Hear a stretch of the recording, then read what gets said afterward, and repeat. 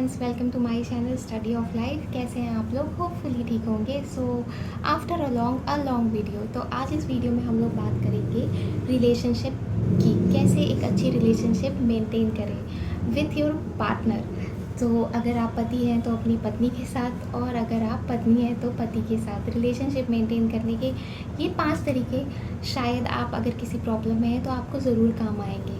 पहला ये कि be a good friend of each other, क्योंकि आप एक दूसरे के अच्छे दोस्त रहेंगे तो एक दूसरे के साथ कोई भी प्रॉब्लम डिस्कस कर सकते हैं बिना डरे हुए, बिना किसी जजमेंट के, डर के। और प्रॉब्लम डिस्कस करने से ही सॉल्व होती है, और प्रॉब्लम डिस्कस करने से ही रिलेशनशिप स्मूथ होगी। और दूसरा ये है कि आप डिवोशन अपने पार्टनर के प्रति दिखाएं। डिवोशन रिलेशनशिप में बहुत ज़रूरी है, स्पेशली अगर आप हस्बैंड वाइफ हैं तो एक दूसरे के लिए दिल से समर्पित होना और एक दूसरे की इम्प्रूवमेंट में दिल से साथ देना, एक दूसरे की कमियां एक्सेप्ट करके उन्हें दूर करना। और ये डिवोशन अगर है तभी कोई रिलेशन आगे बढ़ेगा। तीसरा है एक्सेप्टेंस ऑफ ईच अदर।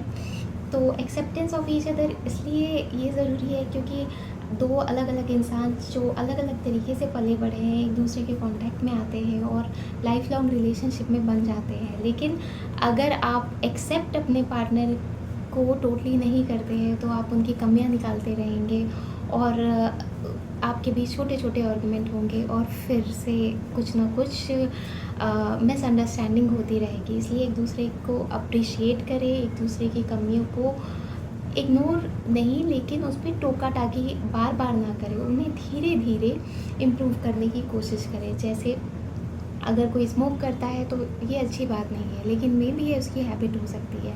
अब धीरे धीरे उसके हैबिट में चेंजेस लाएं और जो एक्सेप्टेबल चीज़ें हैं वो एक्सेप्ट करें। अगर कोई देर से सो के उठता है या कोई सफाई नहीं रखता है, बहुत सारे इश्यूज़ हो सकते हैं। और चौथी चीज़ ये है कि एक दूसरे की फैमिली को एक्सेप्ट करें, क्योंकि एक दूसरे की फैमिली को एक्सेप्ट करना उतना ही ज़रूरी है जितना एक दूसरे को एक्सेप्ट करना, क्योंकि आप दोनों तो एक ही इंसान है, फैमिली में ढेर सारे इंसान होते हैं। इसलिए अगर आप फैमिलीज़ को एक्सेप्ट करेंगे तो रिलेशनशिप और भी स्ट्रॉन्ग हो जाएगी, क्योंकि आप फैमिलीज़ को चेंज नहीं कर सकते। वो फैमिलीज़ में लोग अपने हिसाब से, अपनी वैल्यूज़ के हिसाब से रहते हैं। आप थोड़ी सी फ्लेक्सिबिलिटी अपनाएं और सब कुछ सॉल्व हो जाएगा। और सबसे पांचवी और सबसे इम्पॉर्टेंट बात यह है कि ज़ीरो ईगो पॉलिसी। आपके अंदर ईगो नहीं होना चाहिए रिलेशनशिप अगर आपको अच्छी चलानी है, कि who will initiate after a fight और who will initiate after a long gap. तो ये है कि आप इनिशिएट करें, आप हमेशा इनिशिएटर बने।